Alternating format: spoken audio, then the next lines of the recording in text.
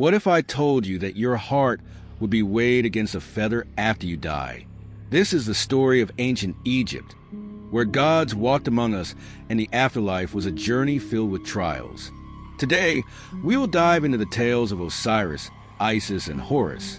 These stories are not just myths. They shape the lives of many people in North Africa. Let's explore how these gods influenced the way people thought about life and death. Imagine standing by the Nile River, the sun setting in a golden hue. You hear whispers of the past, stories of gods who ruled the land. Osiris, the god of the afterlife, was once a king. He was loved by the people, but his brother Set was jealous. Set tricked Osiris and killed him, throwing his body into the river. But Osiris did not stay dead. His wife, Isis, was determined to bring him back. She searched high and low, gathering pieces of his body. With her magic, she brought Osiris back to life. This act of love showed how strong Isis was. She became the protector of the dead, guiding souls to the afterlife.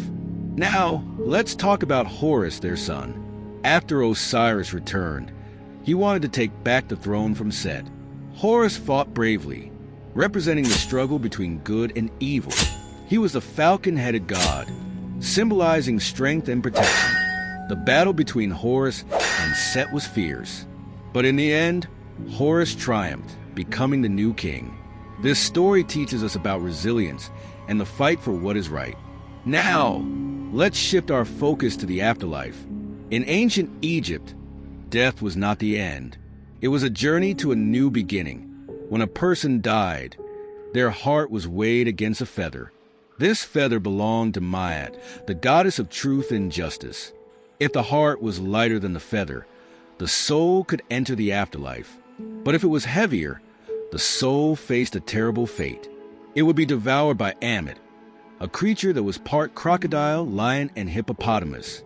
This belief made people live their lives with honesty and kindness. They wanted to ensure a safe passage to the afterlife.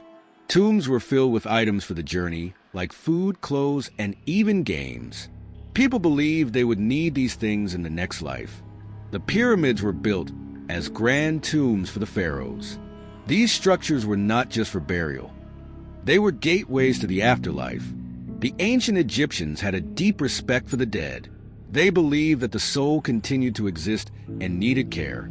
This is why they practiced mummification. They wanted to preserve the body for the journey ahead. The process was long and detailed, showing their dedication to the afterlife. As we reflect on these stories, we see how they shaped a culture.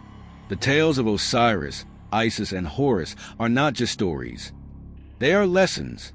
They teach us about love, sacrifice, and the importance of living a good life.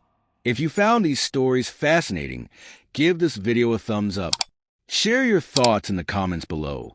What part of Egyptian mythology intrigues you the most? Don't forget to subscribe for more stories from the past.